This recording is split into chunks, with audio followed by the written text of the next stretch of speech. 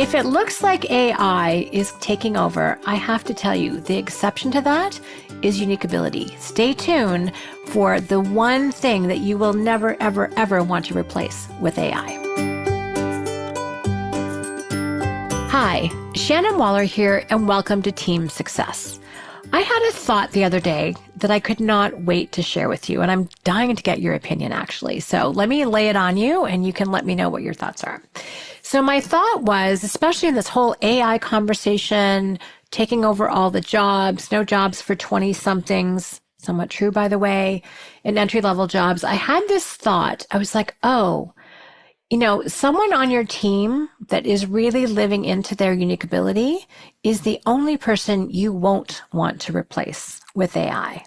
Now, it's kind of an extreme perspective, but if we look at it from Strategic Coach's unique ability model, there are 4 different levels of ability that anyone has. So it starts with incompetent. This is when you put the time and effort in and you do not get the result. It leads to fear, frustration, stress, failure, because you're not good at it and you probably hate it. All right. So replacing you or anyone with anything better than that is going to be a win, because right now, anyone, you included, doing something that they're incompetent at is costing you money. Bad business model. The next one is competent. This is where you're adequate, you're okay, but so are a lot of other people. So there's a lot of competition. This is what we're seeing a lot of AI eating, like Pac-Man, which is that if it's any kind of data researching, processing, writing, all of those things, it can be done faster, easier, and cheaper with artificial intelligence. So competent, that's easily replaceable. It was already replaceable by other people who are better at it, but then you add a 10x technology like AI and it's just, happens a lot faster. Now, excellent is kind of interesting. So we've got incompetent, competent, excellent. Excellent is where someone has superior skill. They are better at it than most people, often great teamwork, a great reputation. However, that person does not have any passion. And I actually see this a lot with professions. So accounting and some medicine, to be perfectly honest. I also see this with lawyers and attorneys, especially if it's very research-based. That's getting gobbled up too, especially since it can get done so much more quickly and sometimes even more accurately. Humans are not designed to be data processors, as Dan Sullivan has said in several of our quarterly books. So again, excellent. Some situations that are super people or emotion heavy, that might not be true. But here's the deal. When someone has superior skill and passion, when it lights them up, it gives them energy and they can always see room to get better. That's our definition of unique ability. And guess what? That person, I think, is automatically creative. They are going to come up with new ideas, new approaches, new insights, new conclusions that AI can't touch. AI can only regurgitate what's already been known. It cannot reach forward into the future. It doesn't make guesses or bets, also, as Dan says. So unique ability, I think, is what we're going to want to surround ourselves with. First of all, we need to be focusing on our unique ability. So that would be job 1. But job 2 is to surround ourselves with people who have superior skill and passion. They love doing it. And I have to tell you, I am blessed beyond measure to be surrounded by people who are brilliant at what they do, far better than I am in their area of expertise. Like, it's ridiculous. And they love doing it. And I trust that. And I love working with people who love what they're doing, because guess what? I love what I'm doing.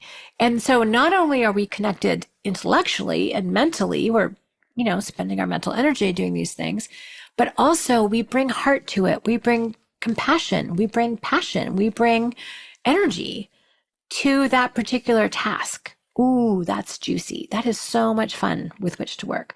And then, of course, we bring our striving instincts and how we actually accomplish it. And I have to tell you, I stay in my lane. Anytime I leave my lane, bad things happen. That's another podcast. But it's so useful. And then I'm really clear that there's no competition, because guess what? They don't want to be in my lane. I also love that.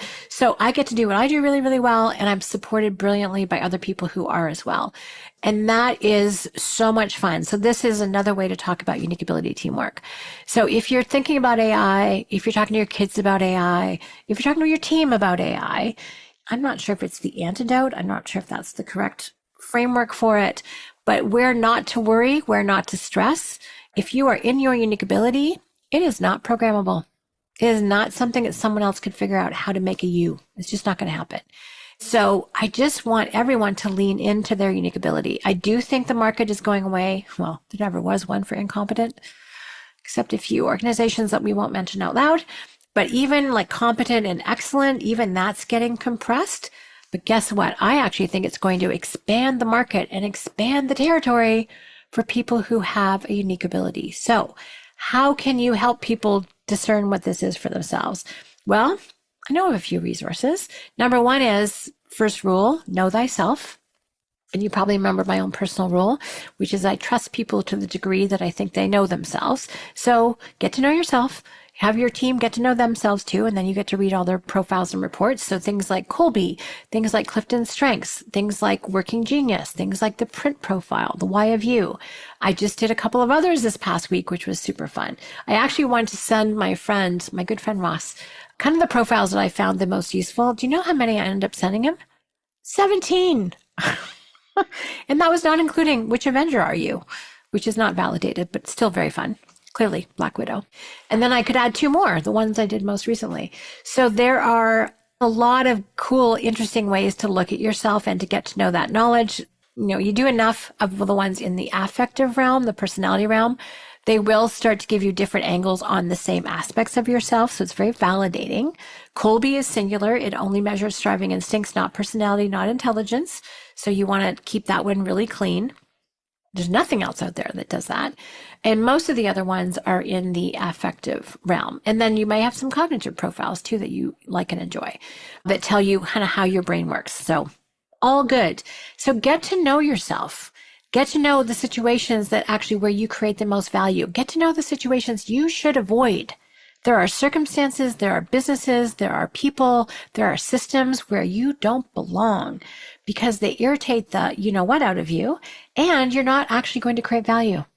This allows you to place yourself, and I love it. And if you put this stuff into chat, oh my gosh, or actually any AI, and say, hey, out of this, what do you think are my unique skills and talents that would be useful to a business or to a market? And it will tell you those things. And you're like, great, which businesses and markets use this talent? Bam, it will give you a list. How's that for career counseling? So pretty epic. So help your team do that. And then really identify what parts of your business require uniqueness, what requires singular talents and things that are done in a unique way. And then lean hard into that. I know how much joy I take in working with a unique ability team. And frankly, I want everyone to have that. And the older I get, or maybe the more mature, not sure if those two things actually go together. What I realize is I only want to work with partners. I want to work with people who are as great and passionate and energetic in their areas of expertise as I am in mine. And I only have a few things I'm really, really good at, like 2. And I want other people who are really unique in those things.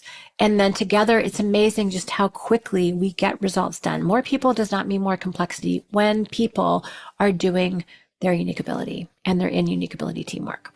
So that is the mission. Just wanted to give you my take on that, short and sweet. I would love to know your thoughts. So again, unique ability is the deal as compared to excellent, competent, and incompetent.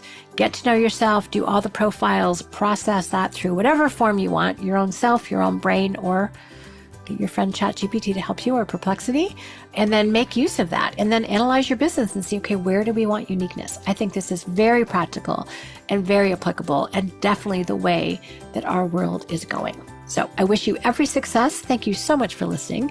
Any questions, and please send me your comments. I'd love to know your take at questions@strategiccoach.com. And as always, here's to your team success.